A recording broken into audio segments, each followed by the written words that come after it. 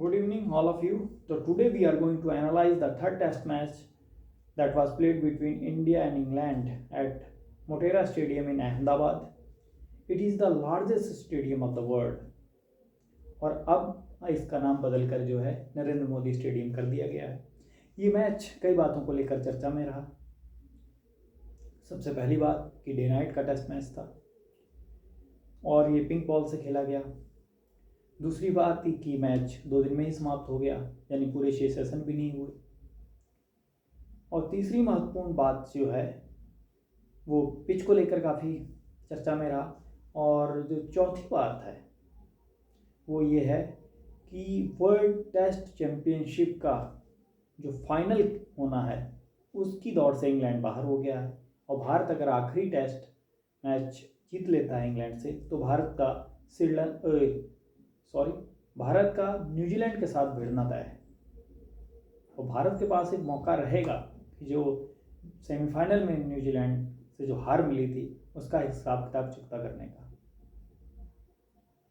और शायद रोहित शर्मा के दिमाग में चल रहा था होगा जब उन्होंने शानदार लॉन्ग ऑन पे छक्का लगाया, तो कहीं ना कहीं उनके दिमाग में था कि हमें वो हिसाब किताब न्यूजीलैंड से पूरा करना है, लेकिन उससे पहले मैच जीतना जरूरी है।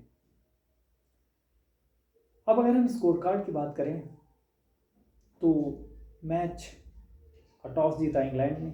इंग्लैंड के पास बहुत ही बेहतर मौका था, क्योंकि टॉस जीतने वाली टीम के पास बेहतर मौका होता है अगर उसने पिच को सही ढंग से रीड किया है कि उसे बैटिंग करनी है, बॉलिंग करनी है, कैसे क्या करना है। उसके हाथ में कहीं ना कहीं मैच की मेरी समझ से 30% कमांड टॉस तय कर देती है।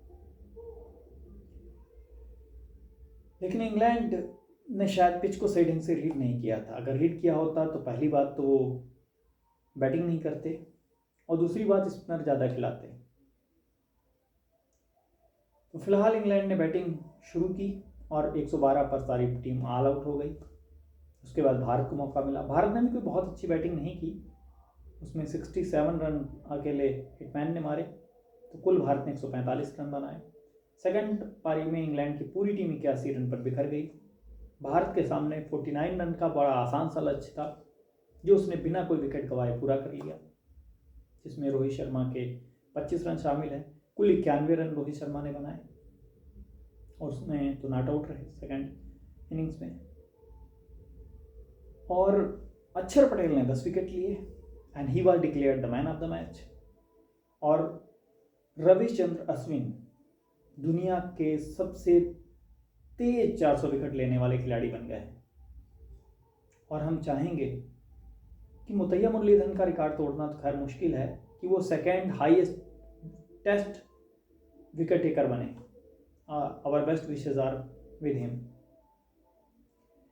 और इसके बाद में पिच की चर्चा करते हैं। इसमें इस्मामुल हक हैं, शोएब अख्तर हैं, माइकल वार्न हैं। कई खिलाड़ियों ने कहा है कि पिच ऐसी नहीं बनाई जानी चाहिए थी। स्पिनिंग ट्रैक तो इस्मामुल हक ने भी कहा कि स्पिनिंग ट्रैक होना गलत नहीं है, लेकिन ऐसी विकेट की मैच 2 दिन में ही समाप्त हो जाए। भारतीय भी बैटिंग उसमें बहुत अच्छी नहीं कर पाए। लेकिन एक चीज़ जो ध्यान रखने वाली बात है कि पिच होस्ट कंट्री अपनी इच्छाओं के अनुसार बनाते हैं। ऐसा नहीं कि भारतीय team England, Australia, West Indies खेलने जाएगी तो वहाँ पे आपको स्पिनिंग ट्रैक मिलेंगे। वो विकेट्स अपने हिसाब से ही बनाते हैं। दक्षिण अफ्रीका में एक बार की बात है तो उन्होंने बाउंसी विकेट बनाए थे और बड़ी खतरनाक पिच बनाई थी। लेकिन क्योंकि भारत के पास भी बड़े अच्छे टेक्निकल बैट्समैन थे, जैसे राहुल द्रविड़ हैं, वी लक्ष्मण हैं, और उन्होंने बहुत ही बेहतरीन उस विकेट पर बैटिंग की और हुआ उल्टा, दक्षिण अफ्रीका हार गया।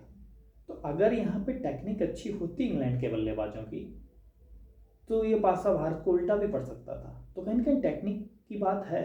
और जो खिलाड़ी आउट हुए हैं वो स्टेटर वन गेंदों पर आउट हुए हैं।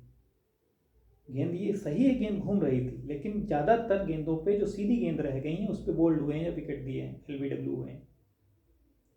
तो कहीं ना कहीं तकनीक भी मानना पड़ेगा कि इंग्लैंड वाले टेक्निकली कहीं ना कहीं यहाँ पे कमज़ोर पड़े और वो टीम ज़्यादातर जो रूट पे निर्भर कर रही है।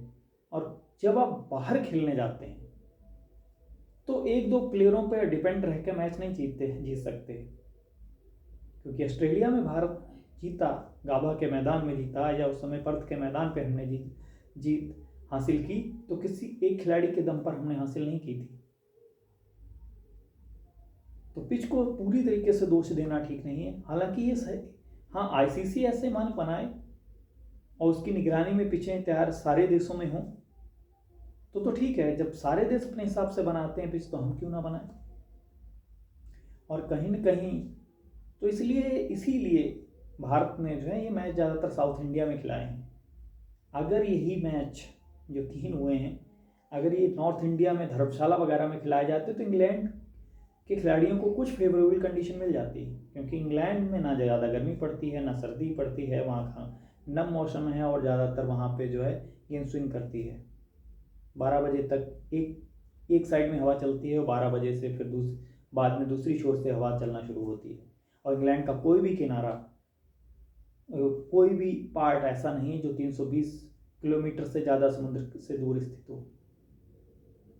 तो भारतीयों ने भी भाई अपने, जब सब करते हैं तो वो हमने भी किया। और अब हम उम्मीद करते हैं कि भारतीय टीम अगला मैच जीते, हमारी शुभकामनाएं हैं। और ये मेरी पहली वीडियो थी और आने वाले समय में आपको हम अपडेट देते रहेंगे। और जो स्टूडेंट कंपटीशन की तैयारी कर रहे हैं उनका खेल वाला सेक्शन पूरा हो जाए, ऐसा हम पूरा प्रयास करेंगे, पूरी जानकारी हम देने की कोशिश करेंगे।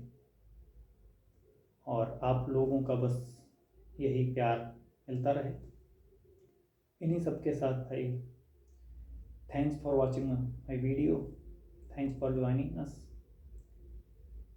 Good night.